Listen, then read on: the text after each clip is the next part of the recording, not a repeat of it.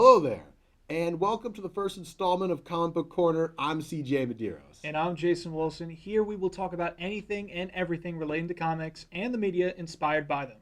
It can be anything from comics, Marvel, DC, Star Wars, you name it. Now, Jason, let me just say it's great to be doing this segment with you.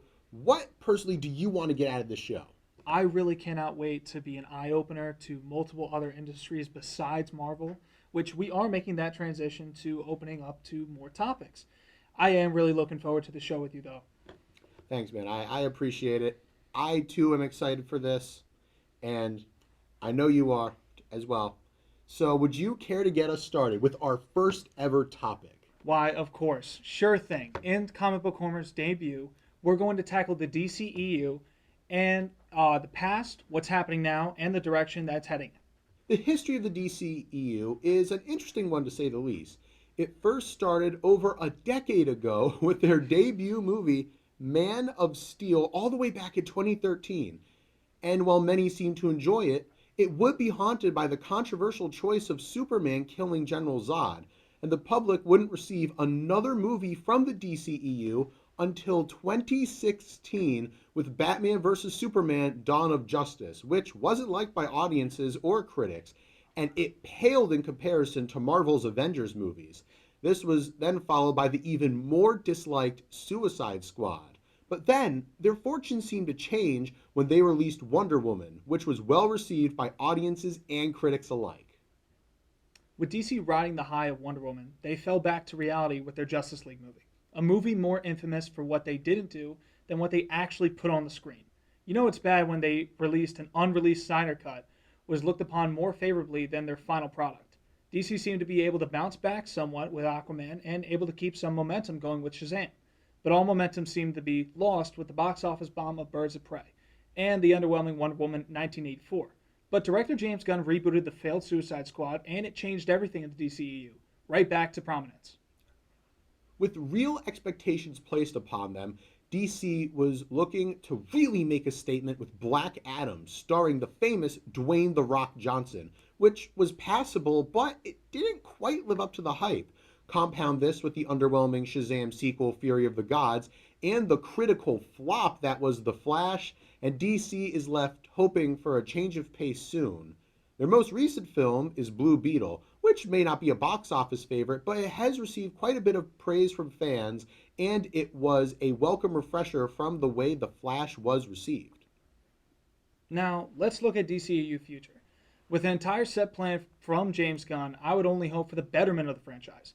Gunn's been a phenomenal director across the superhero genre with Peacemaker, The Suicide Squad, along with Marvel movies Guardians of the Galaxy Volume 1 through 3. Gunn as a director knows when to have fun and set a ceiling and floor for emotions within each film, making a group of unknown misfits become beloved by the world and his talent. Now imagine that of what he could do with well-known characters like Superman in his new movie, Superman Legacy. James Gunn is certainly a name that should inspire hope in the DCEU believers. And if his work on Suicide Squad is any indication, he's a safe bet to turn things around, for real this time. However, there is one stumbling block that I think is worth mentioning, and it's the higher-ups in DC. After all, it was their decision makers who trampled on the Snyder Cut of the Justice League, and these types don't often learn their lesson. However, if they can limit their meddling, films like Aquaman 2 and the next Justice League movie should be hits. Not to mention the future of other films like Supergirl, Woman of Tomorrow, a Batman film called Brave and the Bold, Swamp Thing, and The Authority. This will introduce multiple characters at once without overwhelming the audience. I feel, not to mention, an already established universe, meaning heroes have already been around for centuries, not even years, not even weeks or days. On the other end, Gunn will continue to support the Batman movies sequel, along with Joker Folie à Deux, which was labeled as Elseworlds, meaning they're their own separate thing, making sense, which in my opinion is perfect. That's right, Jason. It's nice to see that everything doesn't have to tie together and how the Joker movies and the sequel to the Batman will be allowed to be their own entity. Also, when you consider all the other heroes that haven't gotten their own DCEU solo movies yet, like Green Lantern and Cyborg, you realize that DC is sitting on a goldmine of untapped potential. Basically, if you let the directors do their thing, and do some cleaning up regarding the storylines, they could have something that I think could really challenge Marvel's cinematic universe. How do I not mention the new shows from DC on HBO Max, which is now Max, but everyone still calls it the prior name? Getting off topic.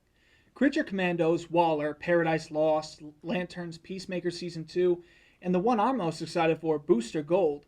The most interesting fact about each of these is that all characters go from animation to live action in each of their series, which is fantastic to show the dynamics of two different worlds of cinema coming into one beautiful combination. Sort of how Star Wars is combining all the shows animated and live action into one canon, which I 100% agree with.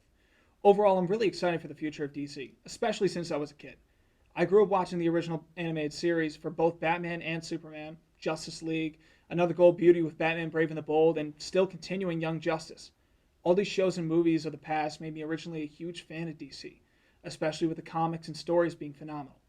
All I can hope is, as a fan, is that they just get it right and don't rush into things. That way people can see how great DC really is as a storyteller. Well, Jason, that was great, and I think that'll do it for us here on our debut episode.